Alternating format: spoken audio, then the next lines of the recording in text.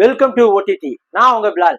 இன்னைக்கு பிரபாஸ், அமிதாப் பச்சன், கமலஹாசன், தீபிகா இன்னும் நிறைய பேர் நடிச்சு ரிலீஸ் ஆன பேன் இண்டியா படமான கல்கி 2898 ஏடி படத்தை பத்தி தான் இன்னைக்கு பார்க்க போறோம்.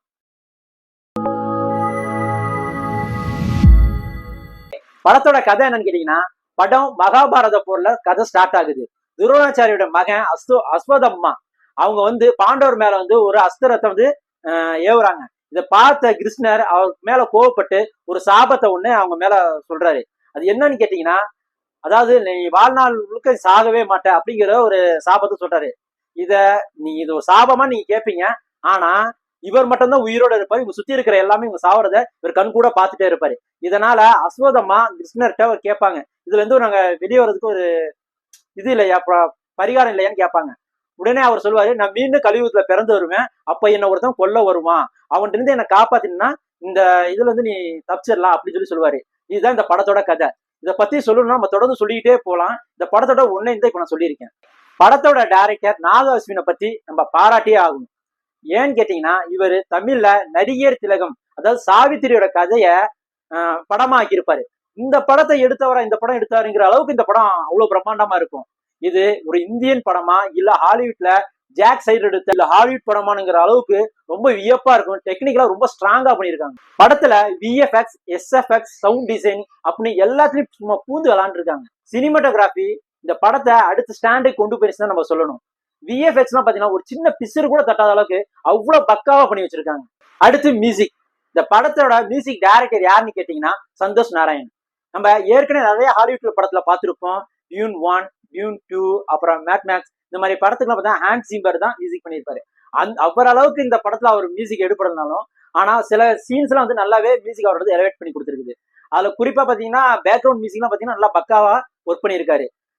பாட்டு தான் கொஞ்சம் சுமாரா இருந்தாலும் பேக்ரவுண்ட் மியூசிக் நல்லாவே பண்ணியிருக்காரு. படத்தோட எடிட்டிங் ரொம்ப டீசென்டாவே பண்ணியிருந்தாரு கோத்தகிரி வெங்கடேஸ்வர ராவ்.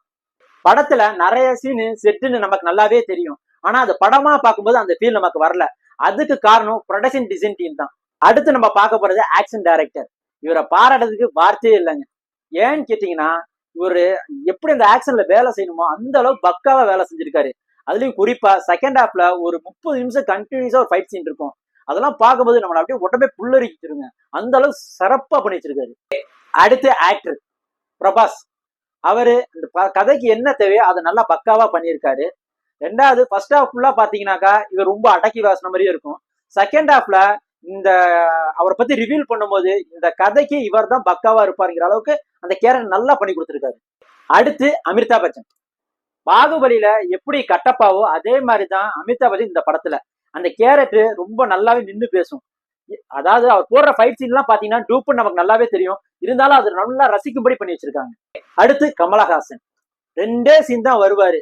ஆனா அவர் யாருங்கிறத அந்த ஆக்ஷன்லயே அப்படி சொல்லிட்டு போயிருவாரு. தீபிகா படுகோன். இந்த கேரக்டருக்கு என்ன தேவையோ அது நல்லாவே பண்ணி கொடுத்துருக்காங்க. குறிப்பா ஆக்ஷன் சீக்வன்ஸ்லாம் நல்லா பக்காவா பண்ணி கொடுத்துருக்காங்க. அடுத்து அண்ணா பென். இவங்களோட கேரியர்லயே அடுத்து இந்த மாதிரி கேரக்டர் இவங்களுக்கு கிடைக்குமான்னு தெரியல. ஆனா கொடுத்த வாய்ப்பை நல்லபடியா பயன்படுத்திருக்காங்க. அடுத்து தீசா பட்டானி, ராஜமௌலி, விஜய் தேவர்கொண்டா, துல்கர் சல்மான், இந்த மாதிரி நிறைய கேரக்டர் வந்திருக்காங்க. ஆனா இவங்களெல்லாம் சரியா யூஸ் பண்ணலங்கிறது பர்சனலா எனக்கு ஃபீல் ஆச்சு. ஏன்னு கேட்டீங்கன்னா, துல்கர் சல்மான், விஜய் தேவர்கொண்டாலாம் எப்படிப்பட்ட ஆக்டர் உங்களுக்கு தெரியும். இவங்களெல்லாம் கரெக்டா யூஸ் பண்ணலங்கிற மாதிரி எனக்கு ஒரு ஃபீல் ஆச்சு. பிரபாஸோட கேரக்டர் ரிவீல் பண்றதுக்கு முன்னாடி மகாபாரதம் உங்களுக்கு தெரிஞ்சிருந்தா அந்த கேரக்டர் ஈஸியா கெஸ் பண்ணிடலாம். ஏன்னா பிரபாஸை ரிவீல் பண்ற சீனுக்கு முன்னாடி 2-3 இன்ட் வச்சிருப்பாங்க. அது தேவையில்லாம வச்ச மாதிரி எனக்கு ஃபீல் ஆச்சு. படம் 3 மணி நேரம் போகும். கொஞ்சம் லேகா தான் இருக்கும். ஒவ்வொரு கேரக்டர் ரிவ்யூ பண்ணி இன்ட்ரோ கொடுத்து போறதுக்கு கொஞ்சம் டைம் எடுத்த மாதிரி ரொம்ப ஃபீல் ஆச்சு. ஆனா செகண்ட் ஹாஃப்ல படம் சும்மா தெறிக்க விட்டாங்க. இந்த படத்தோட எண்ட்ல செகண்ட் பார்ட்டுக்கு லீடு வச்சிருக்காங்க. அது கேஜிஎஃப், பாகுபலி மாதிரி ஒரு நல்ல எதிர்பார்ப்பை கொண்டு வச்சிருக்கு. படம் ஃபைனலா எப்படி இருக்குன்னு கேட்டா, ஃபர்ஸ்ட் ஹாஃப் மட்டும் தனியா பாத்தீங்கன்னா ரொம்ப போரா தான் இருக்கும். ஆனா ஃபர்ஸ்ட் ஹாஃப், செகண்ட் ஹாஃப் இது ரெண்டுமே சேர்த்து பார்க்கும்பொழுது படம் சும்மா மிரட்டி விட்டுருப்பாங்க. ஒரு ஹாலிவுட் ஸ்டாண்ட் அளவுக்கு இருந்தது. கண்டிப்பா தியேட்டர்ல போய் பாருங்க. தியேட்டரோட எக்ஸ்பீரியன்ஸ் ரொம்ப சூப்பராகவே இருக்கும் இந்த படத்துக்கு. இதே மாதிரி அடுத்த வீடியோ சந்திக்கிறேன். நான் உங்க பிலால். மறக்காம நம்ம ஓடிடி சேனலை சப்ஸ்கிரைப் பண்ணுங்க. வீடியோ பிடிச்சிருந்தா ஒரு லைக் போடுங்க.